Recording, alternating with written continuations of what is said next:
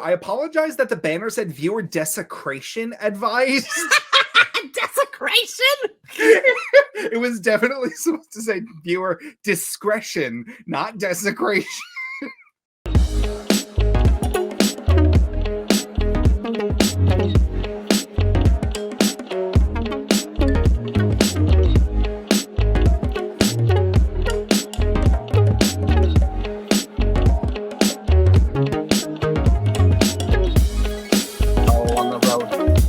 Get this show on the road. Show on the road. Show on the road. Let's go get this show on the road. Hey. Evan clearly has plans after this. He wants to get out of here. No, it just, I don't think it's a good idea for me to sit on my butt for too long, all things considered. Oh, your back is bothering you now that you're 30. No, actually, it's that I had butt surgery recently, so, I'm still recovering from it.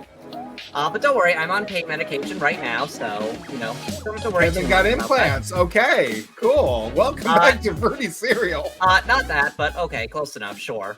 Okay, who wants to know more embarrassing details about Kevin? My God, what a way to open the episode. Well, I was going to bring it up eventually, but, you brought up the fact that I don't want to be here, so. Well. But it's not that I don't want to be here. It's just that, I just think it's better that I'm, laying down, but whatever. It's fine. You know what? We'll do this. I can do this for an hour. It's fine. It's okay. It's fantastic. Anyway, so let's start off right away. Happy birthday, Kevin. Thank you. You did have a very special birthday on the 17th. Yes. You turned 30, and you're officially my age again. Yep. We always have that weird, it's that couple weird of months. little window. Yeah, where we're finally in sync. Where we're the same age. Well, congratulations. How do you feel? I don't know. I kind of feel, almost a little reborn, a little. Okay, calm down. Don't start with that, okay? It's not that serious. Okay. Well, it's just that, I had a feeling of feeling old, but now that's already passed. It's like, okay. That was the worst part for me when I turned 30. That week leading up to my actual birthday, I was freaking the fuck. I was having kind of the same feelings of what have I done with my life? Oh my God, I've done nothing. And now it's okay, cool. Let's keep going. Let's record the show. Yeah, right. That was exactly how I felt. It really sucks because people put so much weight. I was having so much anxiety, the week leading up to, but really the month leading up to to my birthday. For me, I was listening to 3090 from Tick Tick Boom on repeat, and I was just I still haven't seen that movie. Damn it! It's a very good movie. I know it is. I know everyone says it is. I just never got around to it. Oh gosh. Two more things. Number one, mug of the day. Yes. Got my little Cinderella dress mug. This is the sister to the Belle mug dress I had earlier. Okay, cool. But this actually reminded me, on the same day as your birthday, Bad Cinderella had its first preview on Broadway, and oh my fucking God, Kevin, this looks awful. It does. Kevin, I have to send you the photos because it's actually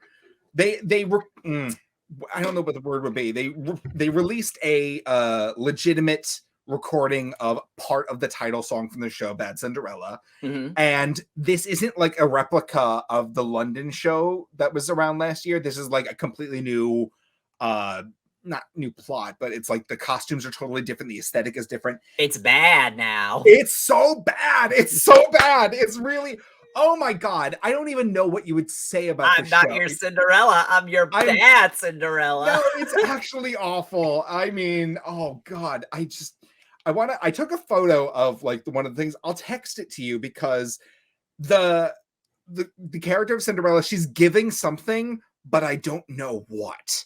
So if you could find a way to put a name to this look, because I'm still excited for the show. I'm still going to see the show because I love my flops, and this show has flop written all over. It literally has bad in the name. So I'm going to see the show. That playbill will be part of my collection. But first preview on your birthday. Oh boy. Wow. What's it giving? Because I was thinking like, Katie's friend in Mean Girls.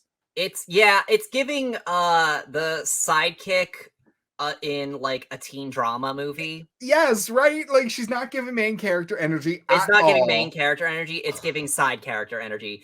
And it's giving side character from the 2000s. Yes. That Oh my god. It's also kind of giving a little like it's also kind of giving a little Jubilee too from X-Men. Yeah, you're right. Oh my god. Again, I will see the show, but holy shit, I don't know if I'm gonna have a good time. Kind of like a mix of Jubilee and Kitty Pryde. Okay, almost. I can see that. Yeah. Oh god. Anyway, what else happened to you this week besides your birthday? Well, I saw that other than my birthday and my surgery, well, I saw that movie 80 for Brady that we talked about last week. And did you enjoy it? I thought it was pretty nice, although it probably would have been better if I wasn't constantly remembering, oh yeah, Tom Brady was a huge Trump supporter in 2017 when the movie takes place. Yeah, right? Yeah, and apparently he's not anymore.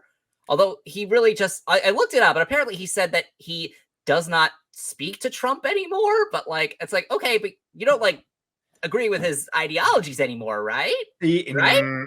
He doesn't speak to, like they had a bad breakup or something. What the Yeah, fuck? it was so weird. It was so weird, ex-lovers. but like, I don't know. I guess he hates him. I guess sure. Let's just say they're not kikiing now, and so sure, fine. I can play pretend. Yeah, exactly. But whatever. You know what? I'm not seeing it for him. I'm seeing it for Lily Tomlin, Jane Fonda, and all the other girls. Absolutely. So yeah, it was a nice, cute little movie. I did get a few chuckles out of it. There's a scene where Sally Field enters a wing eating contest, and then the next day, this lady asks her how her bowels were, and I was like, "Bitch, I was wondering the same thing." You know what? Here's the thing. You know what I know Sally Fields from? Mrs. Doubtfire? No, all those commercials where she says, "I have osteoporosis." You know what I'm talking about? I don't, but it was like a commercial for a medication or whatever it was. Okay, it is vaguely familiar. It is, and they actually parodied it on the Biggest Sketch Show when Kate McKinnon was still a member of that show. Oh, she played Sally Fields. I kind of remember that. Yeah, and it was. It's ringing a bell. Like I have vague memories of that. It's like in the background, I know, but that's the only way. That's all I know her from. Boniva. It was called Boniva. Boniva. Wow. Yes. Oh god. Anyway, could I share one more thing before we dive into your segment? Well, sure. But I was also going to mention the whole like, because we were talking about the cut gay kiss between Gus Kenworthy and Brian Jordan Alvarez. Yes. I can see how that would have played out in the movie because, like, first of all, those two. They were on screen for literally a second. Like, if you blinked, you would have missed them. Okay. Well, I mean, their stuff was cut. Yeah. Well, they still had a scene. Like, they were still in the movie. Okay. But I could see how their scene would have played out because the point of them was to show Sally Field how negging works, which basically is bullying someone into fucking you. Yeah. So it would have made sense if the scene ended with them making out because it would have showed like, oh, that works. Okay, well, yeah. All right. And then this week I saw a reality Gus Kenworthy on a military reality show where he almost fucking died. Oh, okay. Yeah, do you want to know how he almost died on this military training reality show? No. Well, I'm gonna tell you anyway. I know. He had an anaphylactic. He went to anaphylaxis. Oh my god! How? From what? They don't know. Like, that's the thing. No one actually knows, and they don't say on the show. Oh, I looked up in interviews, and he speculates that it was due to bacteria that was in this tub. That was like sitting there. Because he had to like do this punishment because he forgot his armband at one point during a challenge. Mm-hmm. And so he had to like jump into the water and then roll in sand and then do 20 burpees and then like keep the sand on for 30 minutes. Ew, no. Yeah. And then after he did that, he just randomly started like hacking his lungs out and like, you know, his chest was, and then he had to go into the medical bay, and then he had to be like rushed to a hospital. Damn, that's horrifying. Yeah, and it's kind of insane because first of all, he was actually doing really well in the show too. Like he was like literally one of 2 people that managed to accomplish this one task that was where you had to like climb a helicopter. You had to climb a rope into a helicopter from the water, which is a lot harder than it sounds. Because I can imagine. Yeah. Yeah. Okay. So Pod Daddy says Gus tells the medic that he feels as though something was caught in his throat and his stomach felt tight. The Olympian says he feels like he's suffering from an allergic reaction. While the medic can't pinpoint what caused the reaction, the voiceover explains that Gus suffered a life-threatening anaphylactic reaction. He needs to be taken to the hospital in case of rebound anaphylaxis. Yeah, and I read in an interview, because I was wondering like if they ever figured it out, and they didn't. And he speculates that it was due to bacteria that was in that water, because that water has been sitting there for days in 120-degree heat. Because this is all in the desert too. And it's just kind of crazy that, like, you know, they filmed that and broadcast it. Yeah, that, but also the fact that like they had to do so many crazy like challenges and like, you know, training and stuff. But this is what took him out. Yeah, really. This just random anaphylaxis. Damn. I know. Yeah, that show kind of made me realize, like, maybe like, because, you know, I kind of had this, like, because, you know, you kind of had this idea of Gus Kenworthy that he's just some himbo who makes corny sex jokes. But then I remembered, oh yeah, he's actually like a badass. Like, yeah, he would regularly perform death-defying stunts for a living. It's like, oh yeah, I kind of forgot about that. That's kind of all I know him for, is like being this ultimate badass. Like, really? He's right up, yeah, for me, he's on par with like Bear Grylls. Like, that's like they're in this same kind of boat in my mind. All right. Okay. Okay. I don't know. I kind of thought that you were part of the crowd who was like, "Oh, he's just another white gay." I mean, he is that, but I know him for being like, you know, actually a formidable, like, you know, badass. So yeah, and to the fact that he made it this far in the show too is like showing how badass he is too. Because like the way that this show works, it's not like most reality shows where there's a weekly elimination. Like literally, like the people on it, like they just have to stay as long as they can. All right, fair enough. Yeah, like you have a segment to start, Kevin. Well, wait, you had something to say before.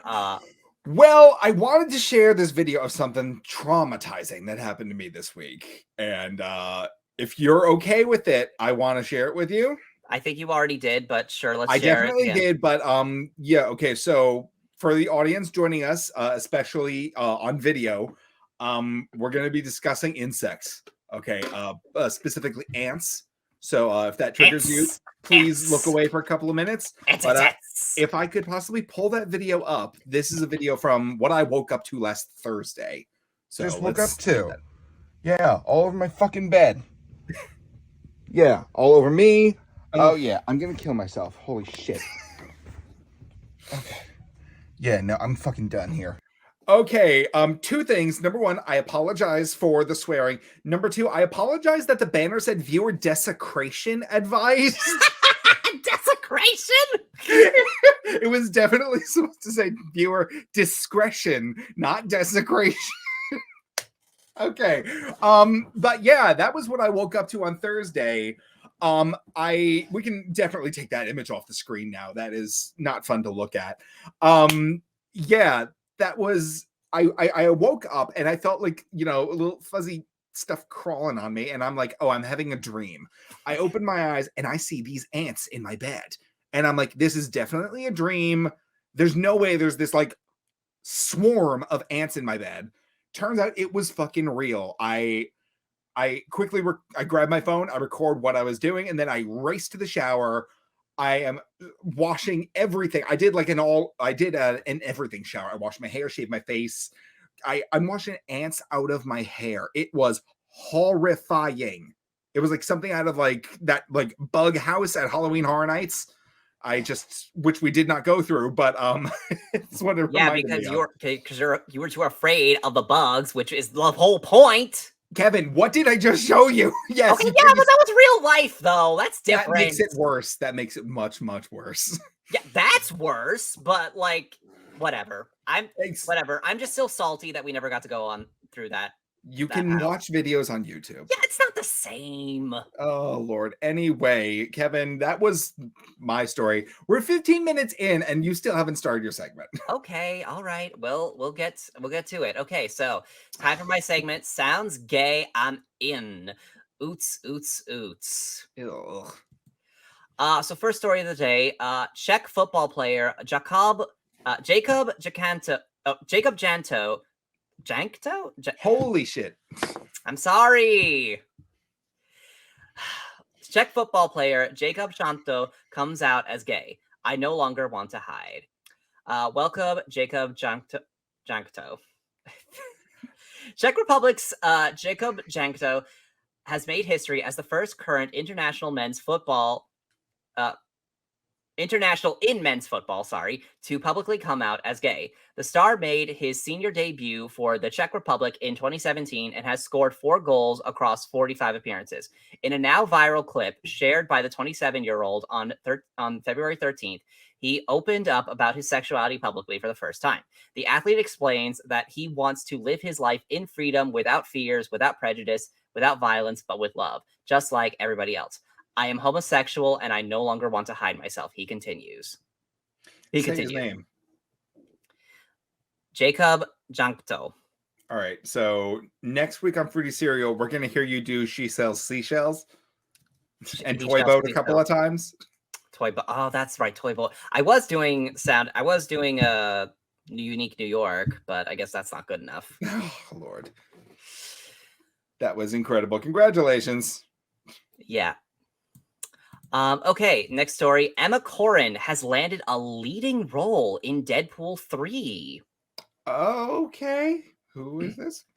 Emma Corin, the star of My Policeman, has landed a leading role in the upcoming 3rd Deadpool film, Deadline has reported. The actor is expected to play the villain alongside Ryan Reynolds as the title character and Hugh Jackman, who reprises his career-defining role from the X-Men franchise as Wolverine. Taking to Instagram, Corin has said in a post, "So honored to be part of this project amongst such an insanely brilliant cast." Why do I keep saying class? Holy shit. Have admired Rob's work for years, so this is a real dream. All right, who do you... Okay, so like, I'm going to take a guess who she's going to play. I think she is going to play Spiral. Stanley. No, Connor.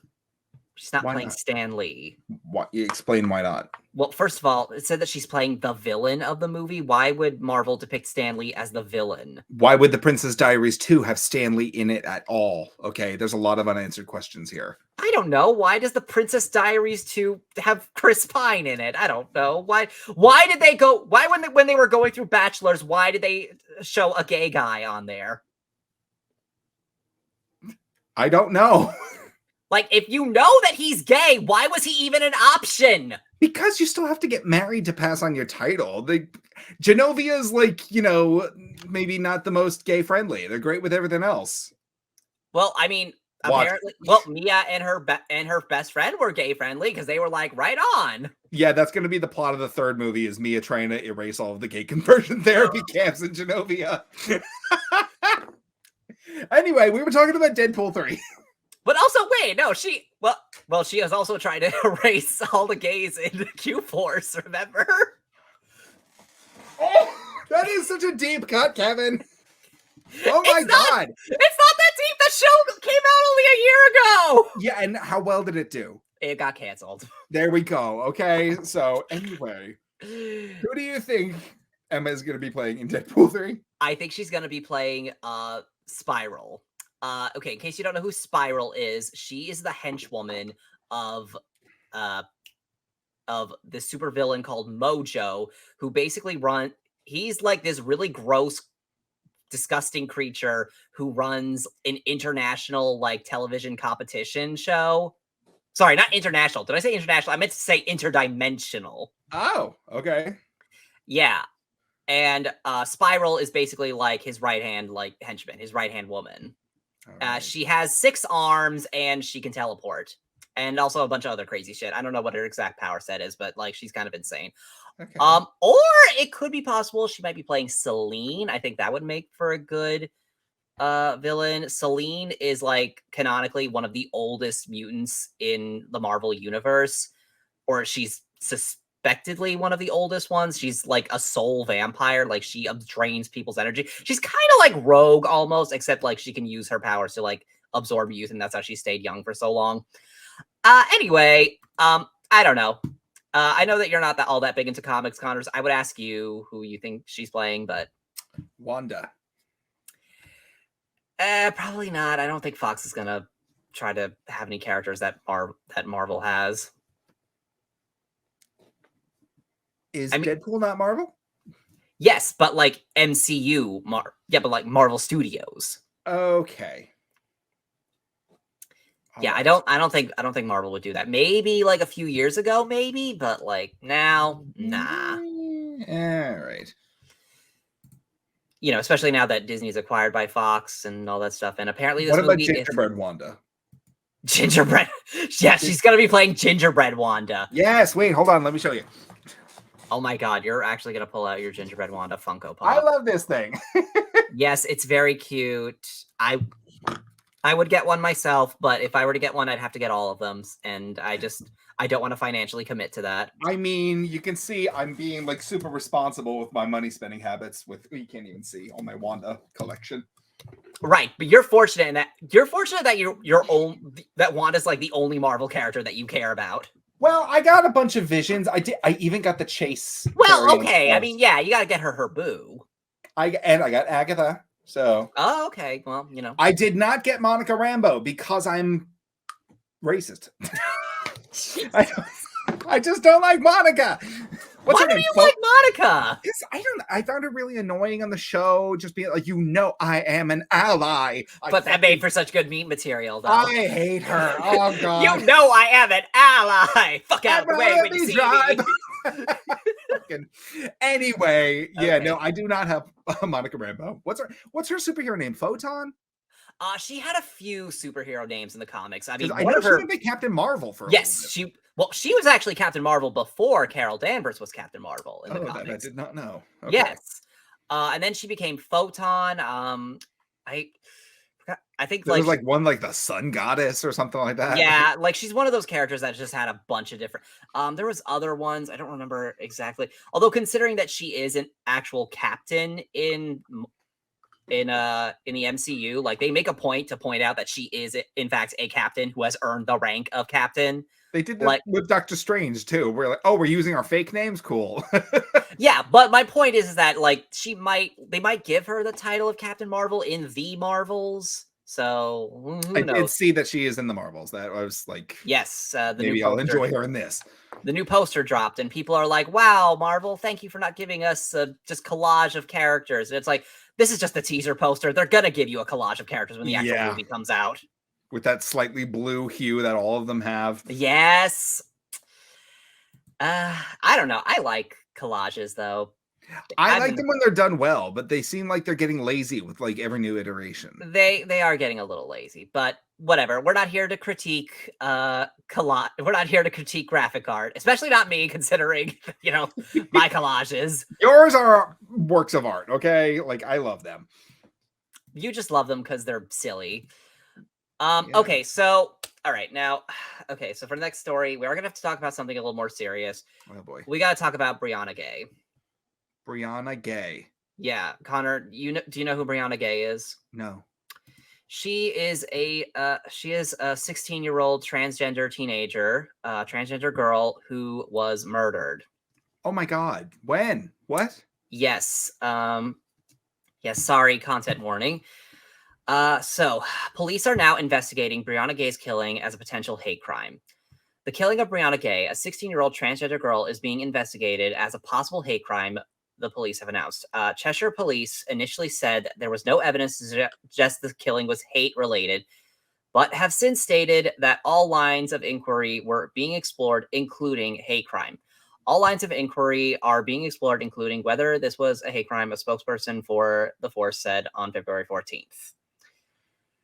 Yeah. So this is Connor, I'm surprised you have not heard about this story. No, I did not. Because this was like all over my social media.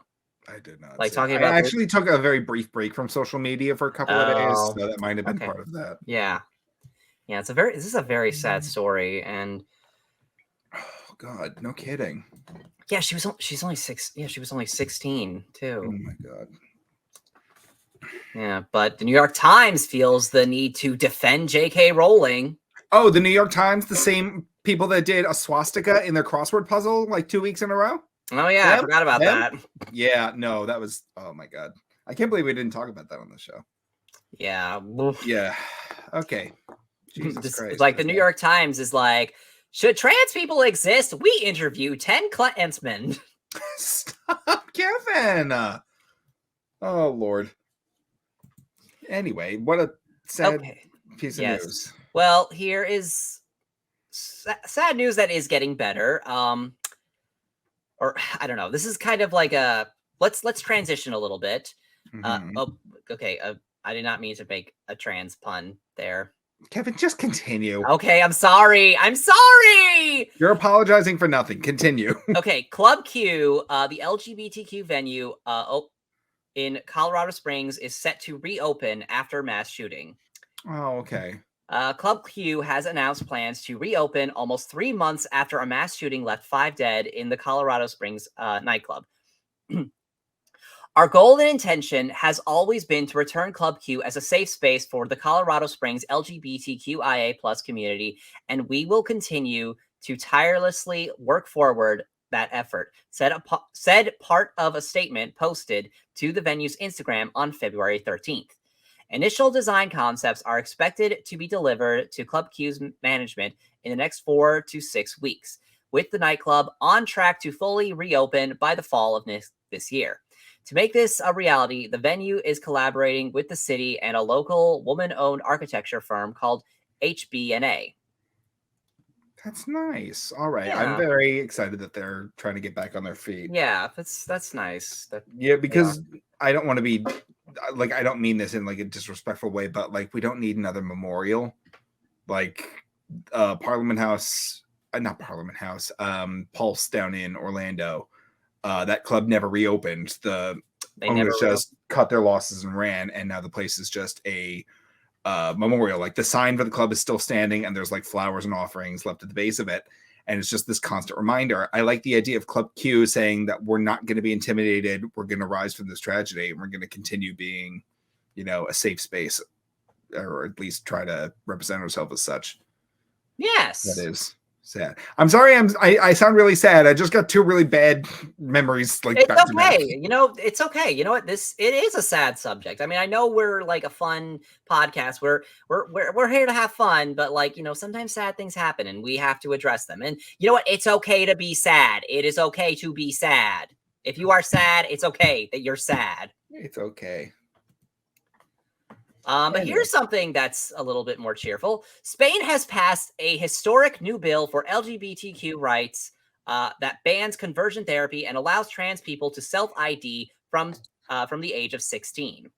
Oh, that's great. Yes, the Spanish government has approved a new law that will allow trans people age 16 and older to change their registered gender by self-declaration. It means there will be no requirement to undergo psychological and/or medical evaluations to show gender dysphoria. Trans youth between ages of 14 and 16 will be able to apply for changed gender markers with the permission of their parents or guardians, while those between the ages of 12 and 14 will need the consent of a judge. The sweeping reform also banned so-called conversion therapy, which seeks to change or suppress someone's sexuality or gender identity. That's great. That is great, Spain. You know what? Snaps to you, Spain. Absolutely. Almost makes up for all the colonizing you did. A little bit. I said almost. Yeah, okay. All right, that's great. I mean, we're the descendants of colonizers too, so yeah. But I'm 1/64th Cherokee. I'm really not. I have not a single native bone in my body. Yeah, Let's move on. I love white people that do that shit though. They're like, I'm the descendant of a Cherokee princess. And it's like, first of all, the Cherokee did not have princesses. And you're an asshole. The Cherokee prince. The Cherokee did. Sorry. I just love it when white people are be like, I'm eligible to live on a reservation and get a tax break because of A, B, and C. It's like, shut up. You're just trying to disguise the fact that you're a boring white person. Yeah, truly. Anyway. Yeah, just go do astrology like every other boring white person. Right? Come on. Get yourself a pack of tarot cards from Barnes & Noble like me. Yeah, bitch. Come on. All right, so last story. Sydney Opera House lit up its Oh, Lord. Yes, I know, I'm sorry. Sydney Opera House lit up in Pride Progress flag colors to mark the opening night of World Pride.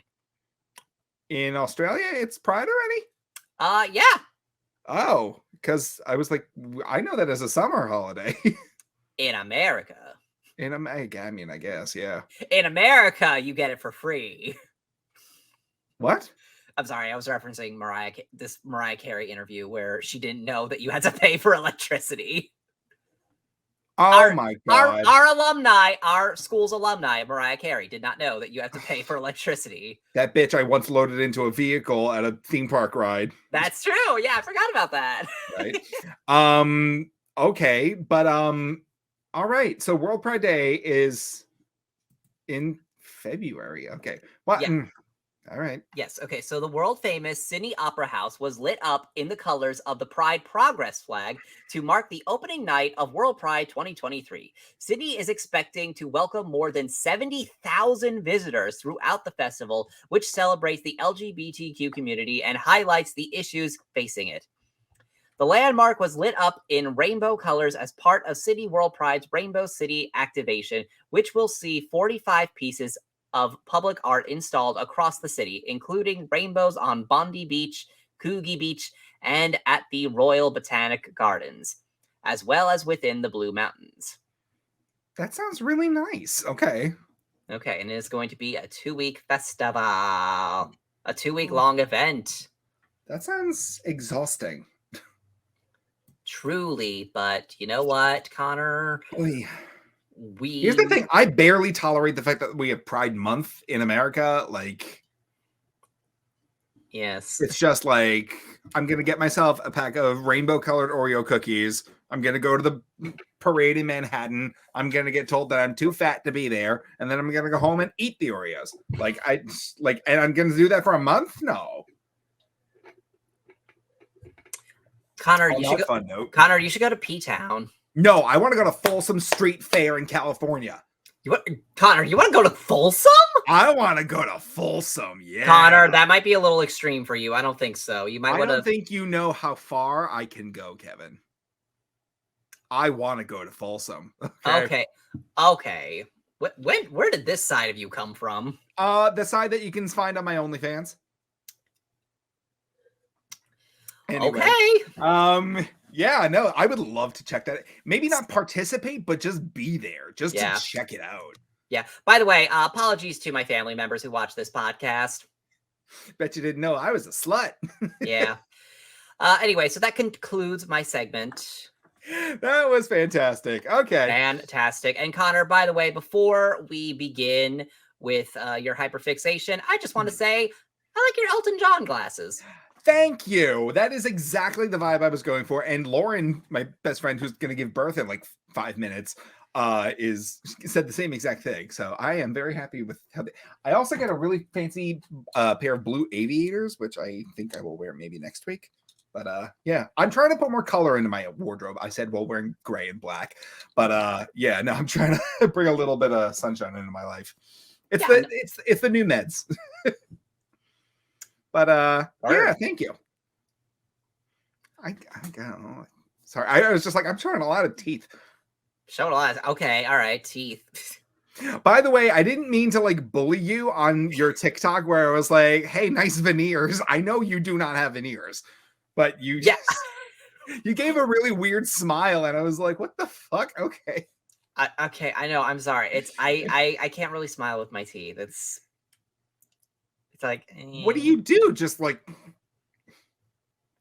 I do the awkward bear smile, but you don't have a bear. I do the awkward bear smile, but no, it's like one smirk, the eyebrows lifted.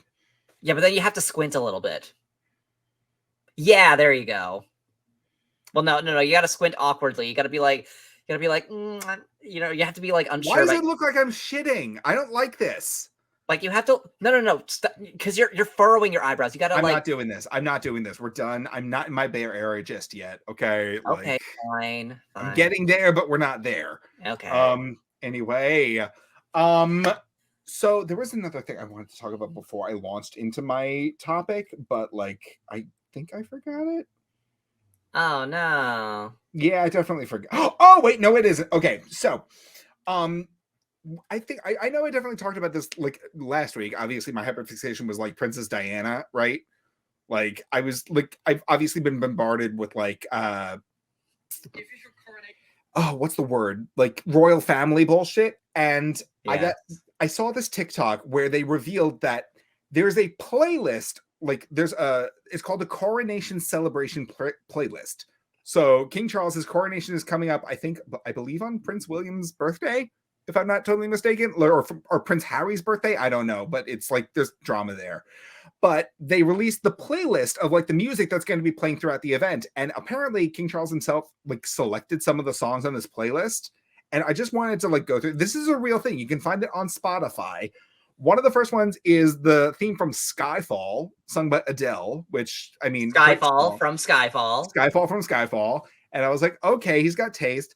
Then another one was Come Together by the Beatles, like the 2009 like remix, whatever it was. Right. And I was like, okay. But then we've also got Nobody Likes Me, which little on the nose, I think. Yeah. Baby Got Back by Sir Mix-a-Lot. Yeah. Sunday Bloody Sunday, which is about like, a massacre, which again, maybe a little on the nose.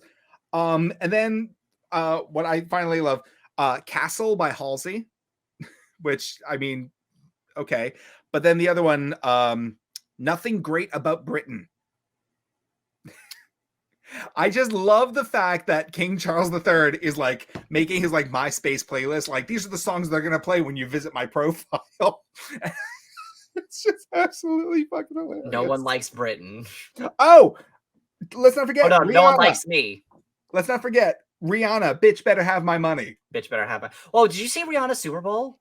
Super Bowl performance? I think we should talk about that. Like, I don't care necessarily for it, but I know it was a big thing. She was being critiqued for the whole thing because she wasn't doing a lot of like, epic dancing because she was pregnant. Because she was pregnant. Yes. She was like, not even like she had a baby bump. Like she had a big old belly. Well, people were speculating whether she was pregnant. They were like, wait, is she pregnant? Is she pregnant? Yeah, and then she does like the whole like caressing thing as the camera like zooms back. Yeah. But and she did the whole thing on the battlefield too. Did she? Yeah, she was like on like floating platforms, like it was Super Smash Brothers. Oh, battlefield. Oh, okay. I thought you meant like on the field. I was like, no, she was on a stage. Yeah, the stage was Battlefield. Okay, stop. Or whatever. Or actually, it wasn't necessarily Battlefield, but like, because a lot of the Smash Brothers stages have those platforms. Oh, Lord. Rihanna turns up the music. Stop, please. I mean, I just love the memes that came out of it, like people putting music over like the dancing, like the fucking Augustus Gloop. Like yes, Augustus Gloop. It was just so great. I love it. You can always expect memes from Super Bowl halftime shows. Of course. That's like, oh Lord. But yeah, no, I was like, the fucking coronation celebration playlist was like, I was fucking dying laughing because it was just so funny. But yeah, that was that. Kevin, can I just jump right into my hyperfixation of the week? Sure thing. This is okay. So for my hyperfixation of the week, Kevin, do you remember that awkward period in like high school and the brief beginning of college when I was a Twilight fan? Were you? I don't really remember. I'm kidding. Yes, you were the biggest Twilight fan. You were so obnoxious. Yeah, I know. I owe you several apologies. I was quite obnoxious. Well, here's the thing. Well, to be fair, I was quite obnoxiously anti-Twilight during that time as well. You were very in my face about that, being like, "You're stupid for liking this thing," and I was yes, like, "Why? I know. Why are you trying to yuck my yum?" I know. It's like it's kind of like I don't know what's worse, being like anti-Twilight or pro-Twilight. I don't know. I don't know which one of us was more annoying. I don't know. Then I guess we know there's blame to share, but none of it really matters anymore. But was that I want to talk something? That's from Wicked. Oh, okay. Oh, yeah. So I'm a bad gay. I didn't know that. Well, yeah. No. So the point of me bringing that up was I recently discovered, from being in my Twilight era, I have since calmed down. I realized that it's maybe not the greatest book series and film franchise in the world, but like just looking from like a franchise point of view, the films were massively successful. Like they were, I think they're like number 15 or like, in the top 10 number of like 15, like most successful film franchises of like all time. Like that's like, even if you don't like the series, you have to admit they brought in like massive amounts of money. Well, yeah, I mean that's part of the reason why a lot of people didn't like it. Yeah, I do think so. But Kevin, when a franchise becomes massively successful, what are some things that you can expect to happen to them? You're going to get merchandise. You're going to get, massive fan base, video games, and there's also musical adaptations, which we will get into that. Jenny Nicholson, I believe. Jenny Nicholson, yes. Yeah, and you can also maybe expect a theme park to come up about these things. You already saw the photos in the fucking Slack chat. I did. Kevin, I want to talk to you about the Twilight theme park today. Very briefly, but okay, let's get into it. So the photo that we now have on the screen is, this is actually concept art, but it is very close to the final design of the Lionsgate Entertainment World. It's an indoor theme park, kind of designed a bit like a mini mall. Like it's multiple, okay. It's a vertical theme park. Like you go up instead of spreading out over the lands. And each area is themed to like a different Lionsgate property. Now, Lionsgate isn't the first one besides like, Disney and Universal to have a theme park. Like, okay, there was a Paramount park that had a Tomb Raider ride, which I would love to talk about someday. But the fact that it's like, an indoor park and it's all like on multiple floors, I thought was like their like catch, I guess. But if you see in the top part of this little concept area, you can see what is quite clearly Forks, Washington. You see the little sign as well, and I just, oh my god, let's get right into it. Okay, so this park opened. Oh wait, what are the first two levels? First two levels? Oh fuck if I know. I can't even. I have my brightness. I see Hunger Games. I see. Is the Hunger Games a Lionsgate film? Yeah. Okay. Yeah, I see the little bottom, the Mockingjay symbol. Oh my god, honestly, I really don't know. Walking Dead, maybe. I don't know. I don't know what it is. I'm bad with franchises. I'm here to talk about Edward and Bella, Kevin. Okay, fine. We'll talk about Edward and Bella. Anyway, yeah. So, Kevin? Do you remember when the last Twilight film came out? I believe it was like 2012. I think 2012. 2012 or 2011. It was 2012. 2012. Yes, the fifth movie, I should say, came out in 2012. Kevin, this park opened in 2019. Wait, this park is already open? Yes, this park is already. Oh, I thought this was concept art. No, what you're looking at right now is art. What you're looking at right now is concept art, but I do have photos of the park in its current day. If we could actually move over to the next photo, you'll see what we have here is the entrance to a ride called the Twilight Saga: Bella's Journey. This is an actual, Kevin. Not only is there a Twilight theme park, there's rides. There's rides.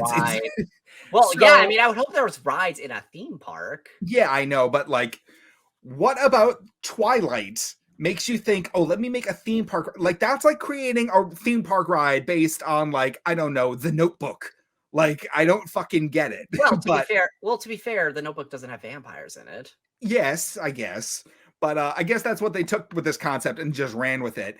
To be fair, like, I could see like kind of like a slow moving dark ride, like, or maybe like one that goes like a little fast, or I don't know, This but one kind of does that. So the point of Bella's journey is that you are taking the role of Bella Swan, and the ride like is kind of an amalgamation of like all the movies kind of wrapped into like one very short ride. You see animatronics of Edward like taking his coat off and sparkling in the sun. I'm dead serious, Kevin. This is real. Yeah, no, like that scene.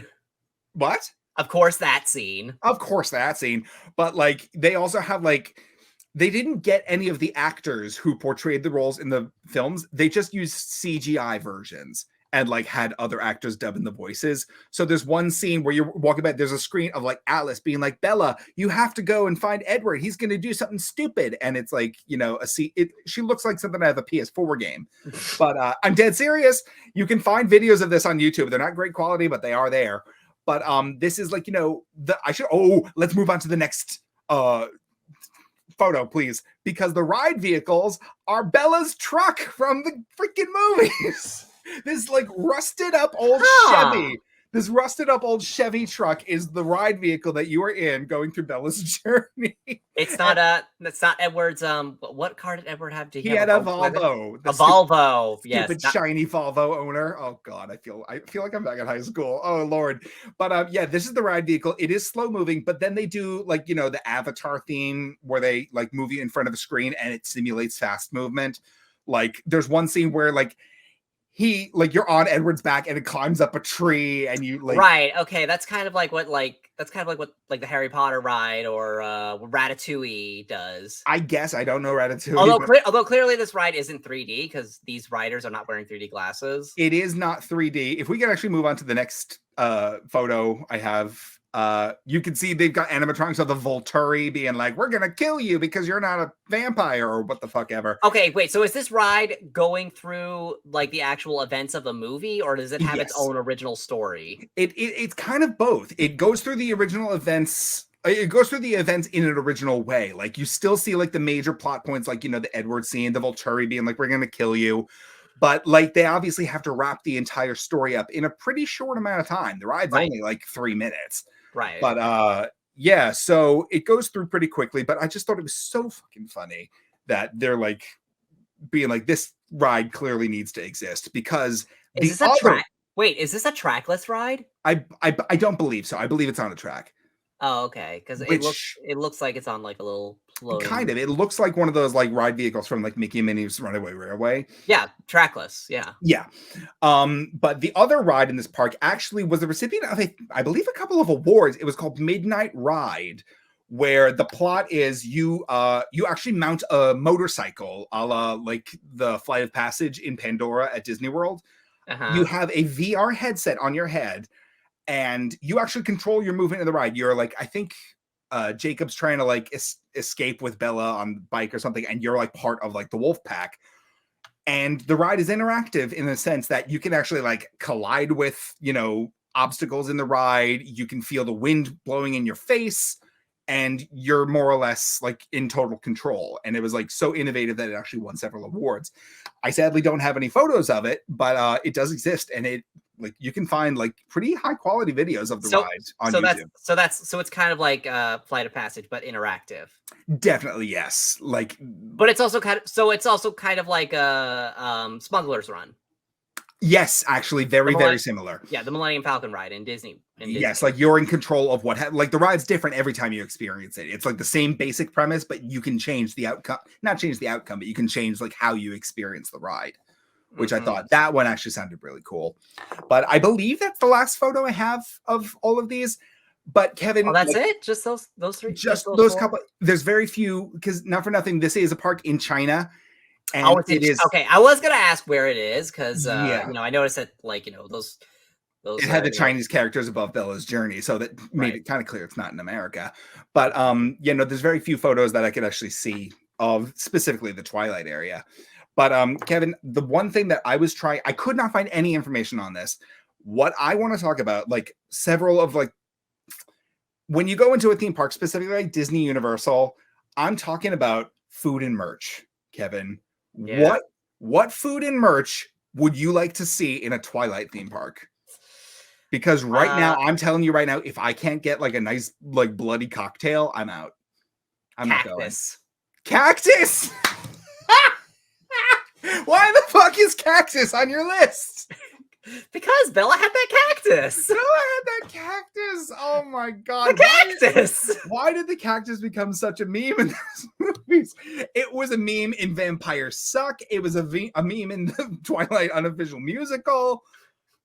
He was a full-blown character in Twilight the musical. I mean, sorry, Bella. Cactus called shotgun. Cactus. Oh god. But yeah, is there any sort of like theme parky thing that I may have missed out? Like maybe a live show? That reminds me. There's a live show in the theme park area where it's like a bunch of kids like dressed like Forks high school students, and they're singing covers of like Paramore and like Coldplay songs.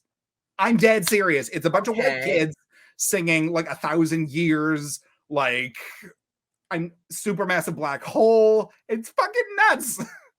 And they're just dressed like teenagers. Yeah, they're wearing like from the late 2000s. Yeah, like the one boy in the group was wearing like a fucking varsity jacket. Like, oh my god, it's crazy.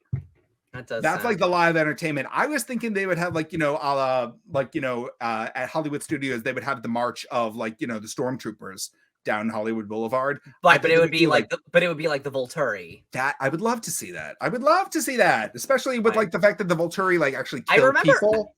I remember somebody like made like a meme like joke of like what like they should replace the Harry Potter park in Universal with Twilight, and like the ride should be like a journey through Forks High School and like stuff like that. And it's like. It's just a high school. And the shopping center and like Hogsmeade should be like the Forks shopping center. Like it's like stuff like that. Like yeah, that one like Native American bookstore in like Jacksonville or wherever the fuck. Yeah. Yeah, it's like I remember that being, but now it's like now that's real. Except they didn't get rid of Harry Potter. Exactly, and I'm kind of fun with that. Which like at this point it's like as we've established, I do love myself a butterbeer. But not as much as I love my trans community members. Is that what you said when we went to Halloween Horror Nights? No, it's not, Kevin. You got two. Shush. Anyway, yeah, no, the fact that a Twilight theme park actually exists tickled me silly, and I was like, I have to share this with Kevin, because who else am I going to talk about this with? And it's existed since 2019, and I'm just finding out about it now. Yeah, right? Come on. Oh boy, I gotta check this out. We gotta go. Like, if we can swing a trip to China and we go to Lionsgate Entertainment World. Well, wait, Connor, don't we have to go to Tokyo for the that Beauty and the Beast ride? And I would love to see that. Tokyo Disneyland first. I also want to go on their Haunted Mansion and Disney Tokyo Sea. Oh my god, let's just do Japan first. Let's do that. Yeah. Anyway, and that was my hyperfixation of the week. Yay! I still like did it. I'm trying to think what's some other like theme parky things that I missed. Like we got the live shows, we got the merch, food, I guess, like Esme and like what's his name cooking Italiano for her. Like it's a salad with bits of glass in it. Like I don't fucking know. It's a salad with bits of glass in it. Yeah, when Rosalie smashes the salad bowl because she's so fucking angry. And I was like, yeah, it's like a salad with like crystallized sugar, and be like, Rosalie made you a salad. It's got broken glass in it. I don't fucking know. I was just thinking that they should serve venison there. That's actually okay.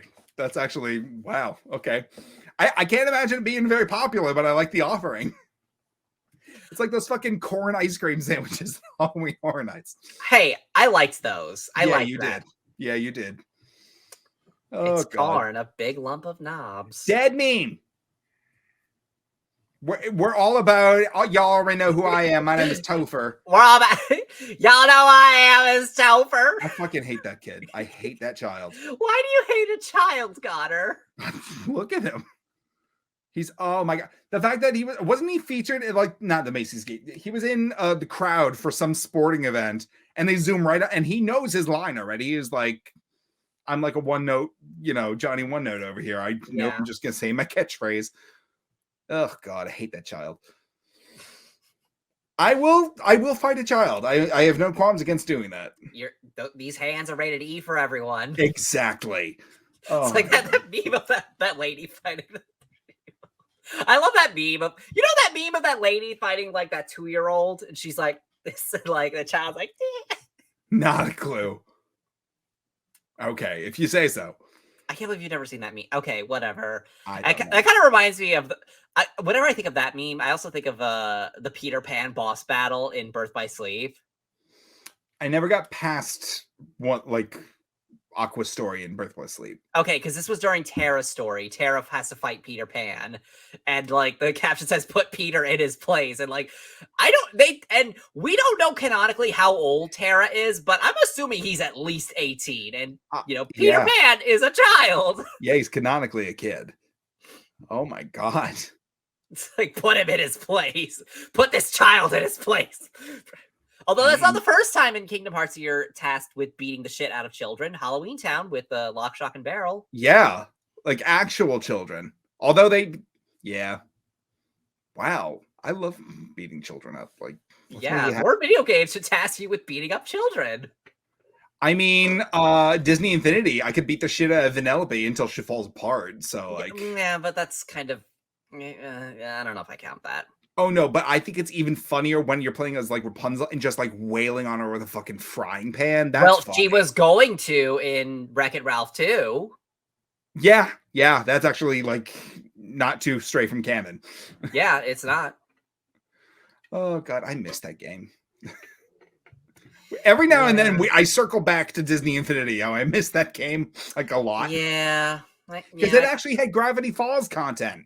Yeah, but we never got a Dipper or Mabel figures though. Come on, we never got them to be playable. No. Anyway, if that game had just lasted a little longer, I think we would have gotten them. Kevin, if that game lasted a little longer, we would have gotten a live action Beauty and the Beast set, and who really needed that? Well, I mean, it's better than nothing. I mean, yeah, better than not having Belle or Beast in there at all. I guess. And if it had lasted until now, we would have gotten a Little Mermaid set. Live action Ariel. Yeah, live action Ariel and live action Ursula. We got to bring back Tony when they get like the full reveal trailer. Yes, so we got a teaser. We got to bring him back when they bring back the full reveal. I cannot wait for this movie. It's not going to be great, but I can't wait. Yeah, I'm kind of excited for it. I know I shouldn't be. I know I should be done with the Disney remakes, but this one's getting me. This one's getting me. Of course. Because you're an elder millennial. Yeah. Anyway, Thank you for letting me rip on you for being 30. I mean, you kind of barely did, but sure. Well, I didn't want to. You're sensitive. I didn't want to go too far.